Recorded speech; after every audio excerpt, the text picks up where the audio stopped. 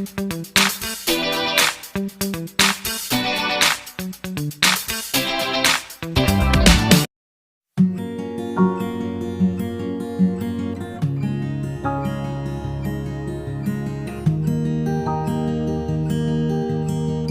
Evening students.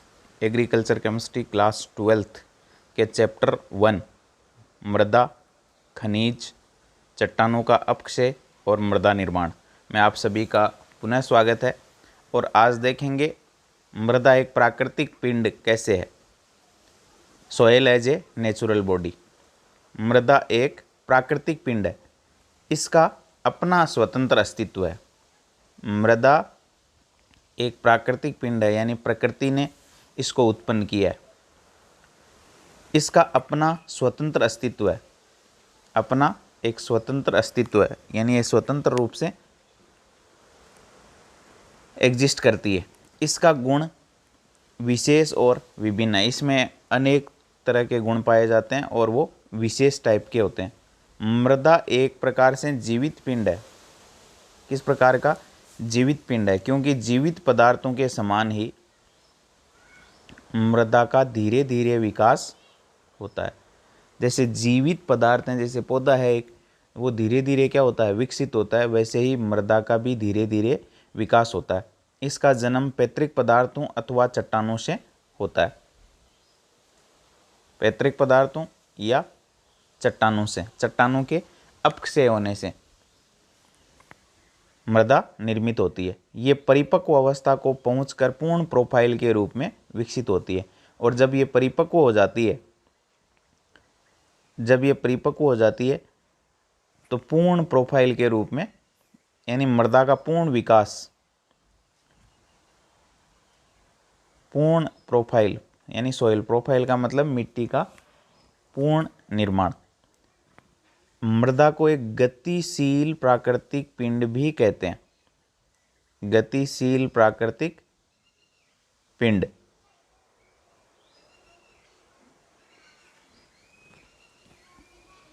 ये जीव एवं सूक्ष्म जीव मृदा के विशेष कार्यों को प्रभावित करते हैं।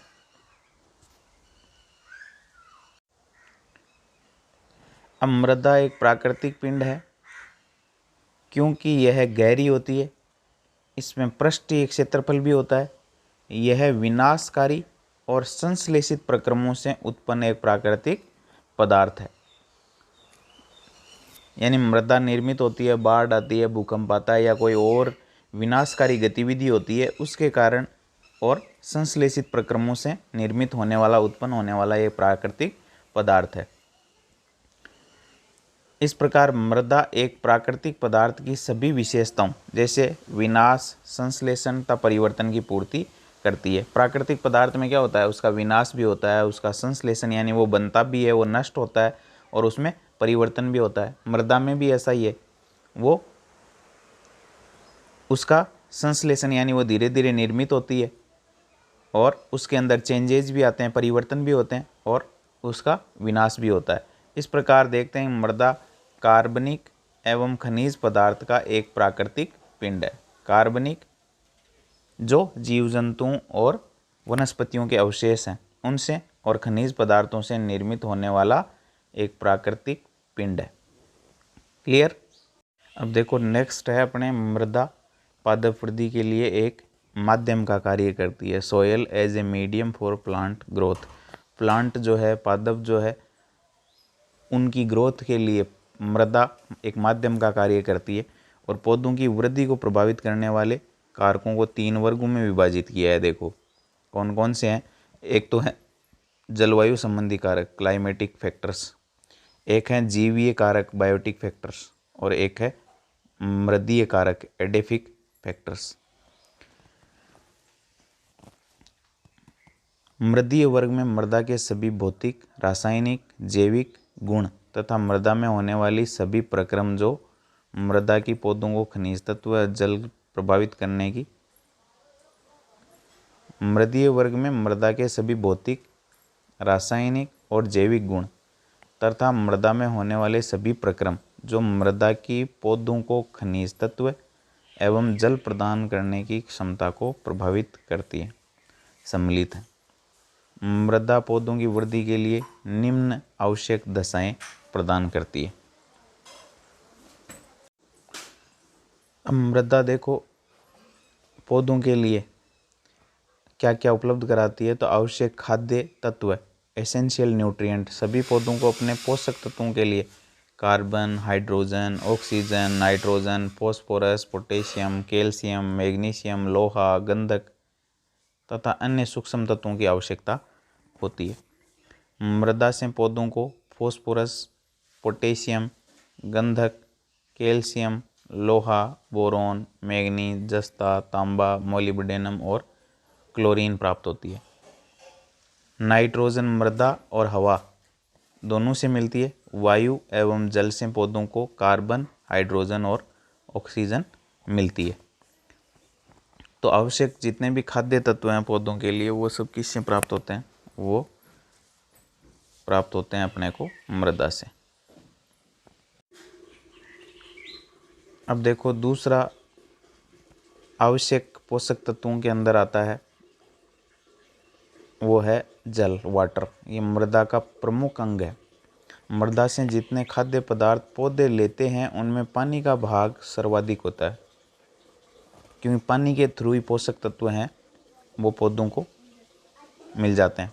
पौधों के लिए पानी की मात्रा कम होने पर कोशिकाओं का विस्तार और विभाजन कम हो जाता है, यानी पोषक तत्व भी पानी के थ्रू ही पौधों को प्राप्त होते हैं। पौधों में प्रकाश संश्लेषण के लिए पानी आवश्यक है और इसकी कमी से भी इनका विकास जो है वो अवरुद्ध हो जाता है। देखो जल जो है वो उसकी और क्या क्या महत्वपूर्ण भूमिकाएं हैं। जल एक अच्छा विलायक है, पोषक तत्वों को क्या कर लेता है?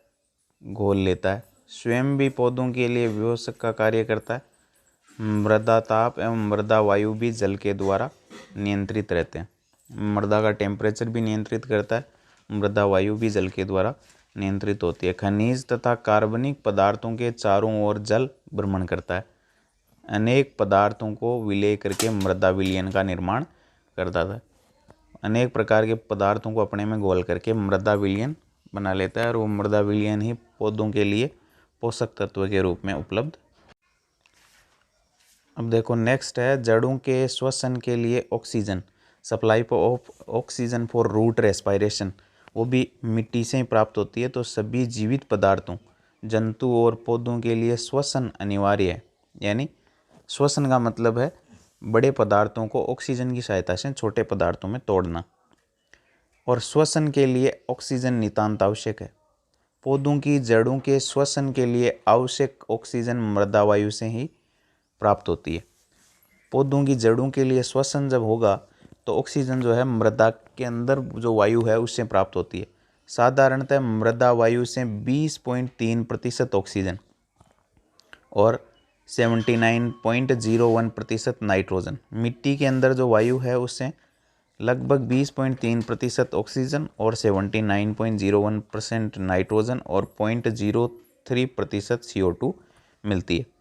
मृदा वायु से उचित मात्रा में ऑक्सीजन न मिलने पर पौधों की जड़ों की वृद्धि नहीं हो पाती है। फलतः पौधों की वृद्धि क्या हो जाती है? रुक जाती है। क्लियर? अब देखो नेक्स्ट मिट्टी का और सॉइल का क्या कार्य है, तो वो यांत्रिक आधार, मैकेनिकल सपोर्ट देती है पौधों को। कुछ मृदाओं की भौतिक एवं रासायनिक दशाएं ऐसी होती है जिनमें पौधों की जड़ें आसानी से गहराई तक जा सकती है तथा फैल सकती है। ये मृदाएं आदर्श होती हैं क्योंकि इनमें वृद्धि करने वाले पौधे पवन दृढ़, जलाभाव सह होते हैं। यानी ऐसी मृदाएं आदर्श मृदाएं होती है जो इसके अंदर जड़ें जो है वो गहराई तक जा सकती है, और इनमें जो वृद्धि करते हैं, आदर्श मृदाओं में वृद्धि करने वाले पौधे हैं वो हवा के प्रति दृढ़ हो जाते हैं, यानी हवा से गिरते नहीं हैं। जल के अभाव को सहन कर लेते हैं, यानी जल की जब कमी हो जाती है तो जड़ें गहरी होंगी तो मिट्टी से पानी खींच लेंगी और ये मृदा के एक आयतन के पोषकों को शोषित कर सकते हैं। जब गहराई तक जड़ें होंगी तो पोषकों को गहराई से शोषित कर पाएंगी। पौधे की जड़ें प्राकृतिक या कृत्रिम कड़ी परतों, अउर्वरा संस्तरों, नमी की अत्यधिक या न्यूनतम मात्रा तथा विषैले विलेय लवणों की उपस्थिति में उचित प्रकार से या बिल्कुल भी वृद्धि नहीं करते हैं।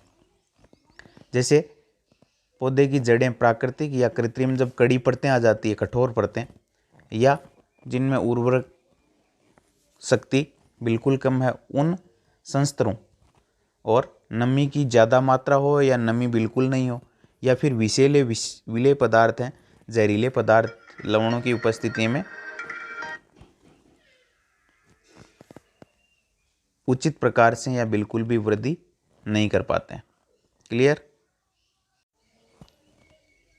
अब देखो, पौधों की वृद्धि के लिए उपरोक्त आवश्यक दशाओं के अतिरिक्त अनुकूल मृदा ताप होना आवश्यक है, क्योंकि यह पौधों द्वारा मिट्टी से खाद्य पदार्थ प्राप्त करने, जल शोषण तथा जड़ों की वृद्धि को प्रभावित करता है। यानी मिट्टी का टेम्परेचर भी अनुकूल होना चाहिए पौधे की वृद्धि के। उपरोक्त सभी दशाओं के आधार पर यह कहा जा सकता है कि पौधों की वृद्धि के लिए मृदा एक आवश्यक माध्यम है।